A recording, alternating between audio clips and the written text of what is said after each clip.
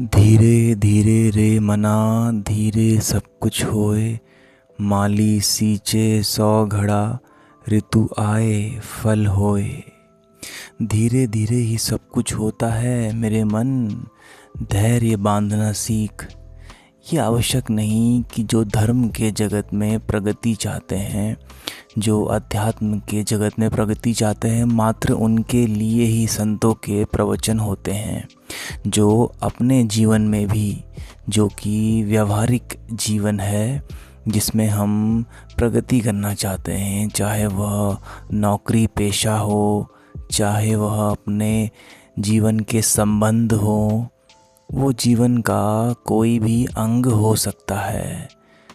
तो संतों की वाणी जो होती है वो हमारे पूरे जीवन को ही निखार देती है, परंतु उसमें धार्मिक, शुद्ध धार्मिक और आध्यात्मिक जो तल होता है वह मानो कि जैसे किसी बड़ी इमारत की नींव के समान होता है। इमारत हमारा जीवन है और धर्म और अध्यात्म के गूढ़ रहस्य सूत्र उसकी नींव है।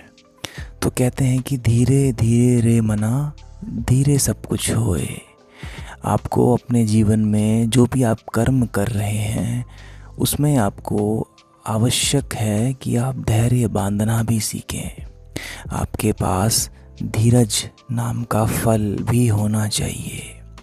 हमारे पास जो एक कमी होती है वो होती है कि हम धैर्य नहीं बांधना जानते हैं। हमें सब कुछ बहुत जल्दी जल्दी चाहिए होता है, खासकर कि आज के युग में जहाँ पर कि हर कोई भागने में ही है।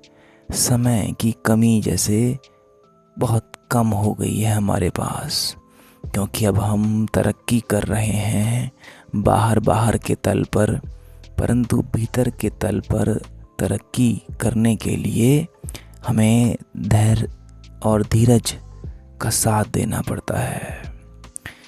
इसका ये अर्थ नहीं है कि फिर हम बाहर प्रगति नहीं करेंगे, बल्कि फिर हम बाहर जो प्रगति करेंगे उसमें एक स्थिरता होगी, उसमें एक शांति होगी, उसमें संतोष नाम का दूसरा फल भी लगेगा।